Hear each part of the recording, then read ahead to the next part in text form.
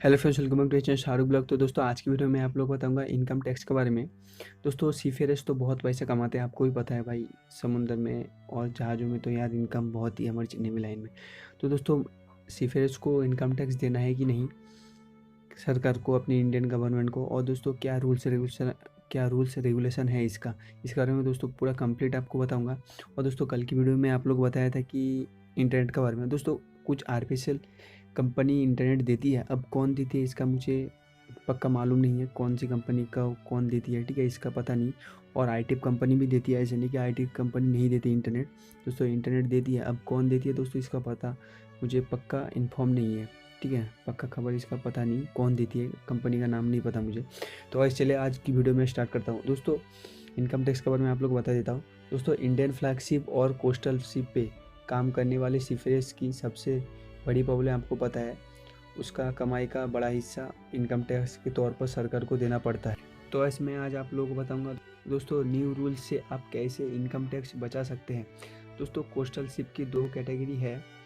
पहली वो जहाज जो इंडियन पोर्ट के साथ साथ फॉरेन गोइंग पोर्ट में भी जाती है, और दूसरी वो जहाज जो पूरी समय इंडियन पोर्ट पे ही रहती है।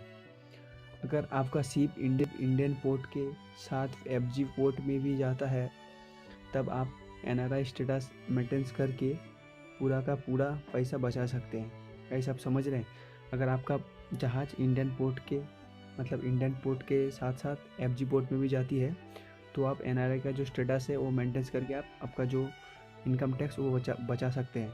बट इसका कुछ रूल्स रेगुलेशन है। इसके लिए आपको 182 लगभग 6 महीना का ऊपर आपको शिप पे रहना है, काम करना पड़ेगा, ठीक है। और आपकी सैलरी डॉलर में होना चाहिए भाई, आपकी जो सैलरी रुपीज़ नहीं, इंडियन रुपीज़ नहीं, डॉलर में होना चाहिए, ठीक है।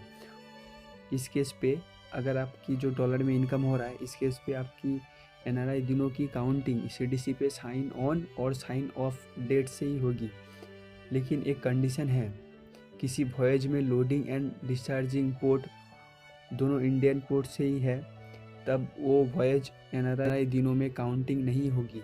लेकिन अगर वॉयज का एक भी पोर्ट एफजी वाटर में है, मतलब जो विदेश की कंपनी है या फिर विदेश में अगर आपकी जहाज़ जाती है, एफजी वाटर उसको बोलते हैं, अगर आपका जहाज़ एफजी वाटर में है तब पूरी वॉयज एनआरआई डे में काउंटिंग होगी, जिसमें एंकरेज पोर्ट से काउंट किया जाएगा। दोस्तों दूसरी कैटेगरी की शिप जो पूरी समय इंडियन कोस्टल पे ही रहती है, उनमें काम करने वालों सीफेयर्स को इनकम टैक्स देना पड़ेगा।